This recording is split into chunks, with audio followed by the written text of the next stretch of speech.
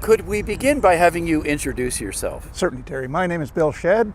I'm a member of the Peguis First Nation, and I reside in Selkirk. And you are? Yeah, Terry, I'm John Perrin, and I live in Winnipeg, and I'm the president of the Scottish Heritage Council of Manitoba.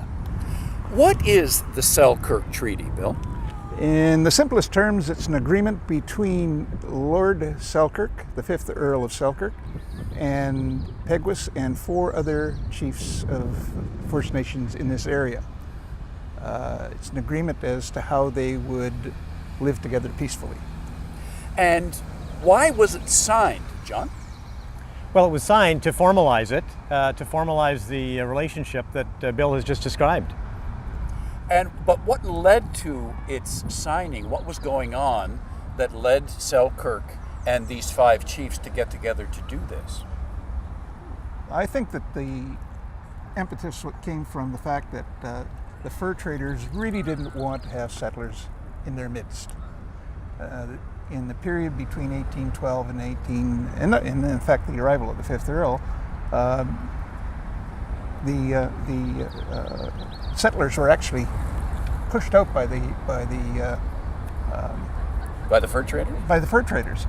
However, it was the Peguis and his people who actually rescued them and gave them some sort of succor while they were able to come back when Lord Selkirk arrived to sort of pacify things between the fur traders and the settlers, and ultimately cementing a union through this agreement between the First Nations peoples and the settler peoples. John, this treaty is tied somehow to a royal declaration that was made back in the 1700s. What does what was said in the 1700s have to do with what Lord Selkirk and the 5 chiefs did?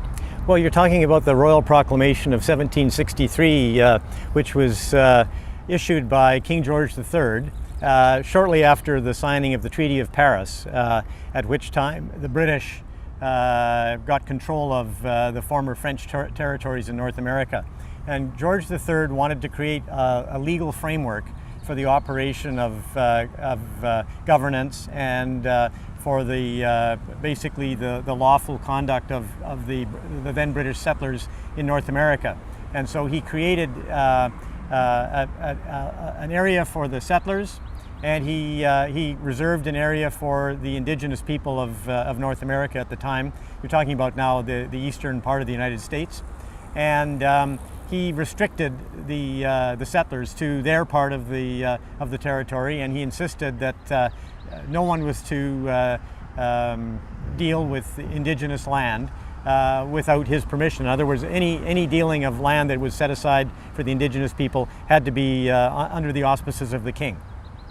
So when we were deciding where to come and have this conversation, you two recommended that we should come here to this site on Waterfront Drive. What's special about this particular piece of land?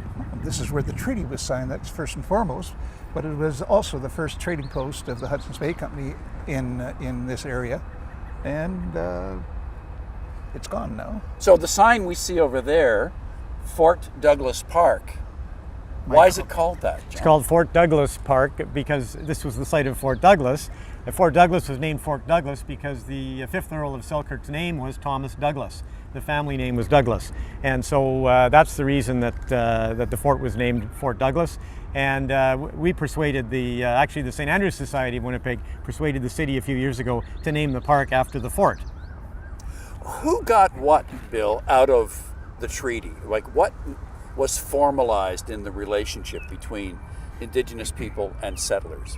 Well, I think the simplest way to say this is Lord Selkirk got acknowledgement of the fact that the lands that the Hudson's Bay Company were prepared to give to him, the area that was drained by the Assiniboine River and the Red Rivers, which he called Assiniboia. To sort of solidify that title, he had to treat with the Indians, because if he didn't treat with them, he would be going against the wishes of the King George III, in his proclamation of 1763. So that's what he got out of it.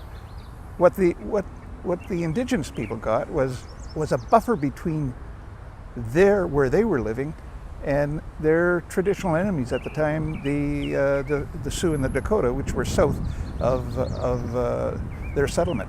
So the Selkirk settlers were in between where Peguis and his people lived in the north and where Peguis's people were in the south. Now that's a very, very simplistic statement. There are many other things that come into play, but I think that's probably the simplest. But I would add to that what Peguis also got, and the other chiefs, was a restriction on the activity of the settlers. Right. Because what was ceded to them or permitted for them to use was a narrow strip of land along both rivers, running from the mouth of the Red River at Lake Winnipeg down to what is now Grand Forks, North Dakota today, and from the forks of the rivers here in Winnipeg to just west of Portage la Prairie. And so the settlers were not to have any activity or attempt to settle or do anything with any land outside that narrow boundary. And so all of the land surrounding remained under the control of the First Nations, the same principle as was applied in the Royal Proclamation of 1763 that applied in the eastern seaboard of the United States. So this land that was set aside for the settlers, it was on both sides of both rivers. Correct. What kind of distance from the river was it? My recollection is it was 3 or 4 miles on each side of both rivers, and maybe it was only 2 miles. I just forget. I think it's 2 miles. So a total width of 4 miles with the river running down the center. And the rest of the land belonged to? Remained under the exclusive control of the First Nations people.